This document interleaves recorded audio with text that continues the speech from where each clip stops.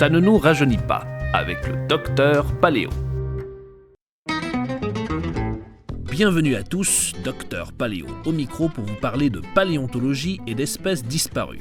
Aujourd'hui, je vous présente le Lidzictis. Nous avons parlé jusqu'ici de reptiles, d'oiseaux, d'insectes et de mammifères d'il y a plusieurs millions d'années. Alors cette fois-ci, nous partons du côté des poissons.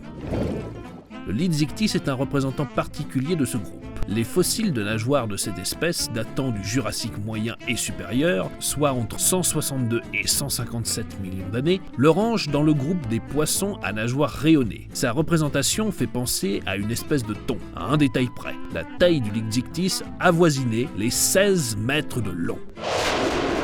Il est le plus gros poisson qui ait vécu sur Terre. Mais il faut bien retenir que cette taille reste une estimation encore débattue, puisqu'aucun fossile complet de Lidzictis n'ont été retrouvés. Les spécimens exhumés depuis 1886, date de sa découverte à Oxford par le paléontologue amateur anglais Alfred Nicholson Leeds, se résument à des restes osseux fragmentés, étant donné que la majeure partie du squelette était cartilagineuse. Le cartilage étant plus fragile que l'os, la fossilisation est plus délicate.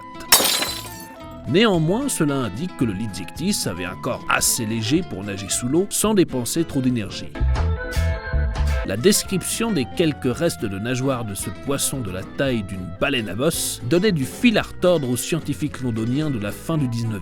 Il a fallu l'intervention en 1889 d'un spécialiste en poissons anciens, le paléontologue Arthur Smith Woodward, qui lui donna la description qu'on lui connaît aujourd'hui. Il lui donna le nom de Lidzictis problematicus, le poisson problématique de Leeds. Ces parties fragmentaires d'Angleterre ont également été retrouvées en Allemagne, au Chili et en France, plus précisément en Normandie.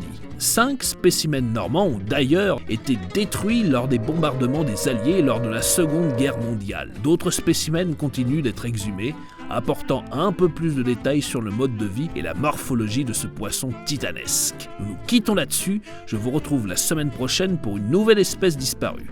A très bientôt, je ferme le micro.